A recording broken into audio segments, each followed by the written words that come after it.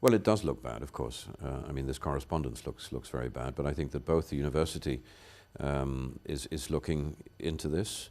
I believe there's a police investigation going on whether the emails were leaked or stolen. And apart from that, the chairman of the Intergovernmental Panel on Climate Change, Dr. Pachauri, has announced that he's going to look into this as well. So I think it is serious. It is being looked into, but what I was trying to explain is that I think this is about the most credible piece of science that there is out there. In the public image of what this conference is doing or what the climate scientists have been saying? Well, actually, I don't think it's going to fail. I mean, if I look at the number of people that have committed to come here to make sure that it is a success, the announcements of financial support that we've received, the targets that have been announced, the developing country engagement that we're seeing, I don't think it's going to fail. Public image of what this conference is doing or what the... I think that at the end of this 2-week session, I need to be able to show you a piece of paper that says, this is what the US has committed for 2020, this is what the EU has committed for 2020, this is what Japan has committed for 2020. In other words, a sort of lump sum where you don't know who's going to take responsibility for what is not good enough. Are we going in here?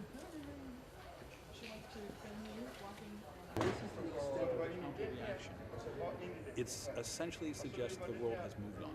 The world has expanded. 1 year ago, we had a different administration at these particular meetings. We had a position that the issue was not central, not critical. And today, we've come back with a position that says we're prepared for a 17% reduction below 2005 levels over essentially the next 10 years, followed by an effort to get to an 80% reduction over the next 40 years. That's a staggering shift. It's an amazing thing, and it's been led by the new administration moving through a legislative and a domestic policy-making process. It's largely being dismissed. I think I've been... I'm feeling cautiously positive about the piece of paper. I think that the conversations this week will reveal what has to be done next week at the political process, and we certainly have the need to bring people together. I think there's a lot of work to do in this next week and next 2 weeks. I actually think we should call out Copenhagen. Yeah. Pretty close to that. I mean, what I'm struck by is and I'm fairly optimistic that we'll succeed. Always you have this period of caution before things emerge into the light, and I think we're in the period of caution right now, but optimistic caution.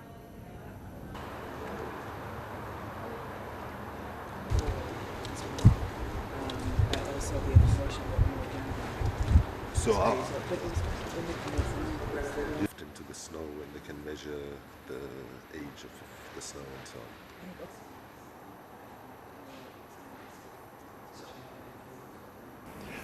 What we would remind the EU and other developed country heads of state is if, as you did last year, overnight you could mobilize trillions of dollars to bail out the banks, the bankers and their bonuses, surely a fraction of that amount is needed to actually bail out the climate, bail out the poor, and bail out the future of our children and grandchildren. And we still hold out the possibility that this is something that can happen in the course of the negotiations.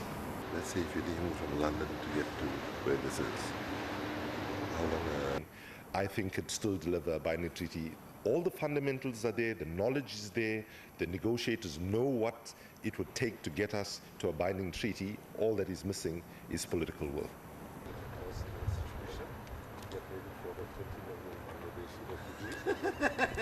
That was the whole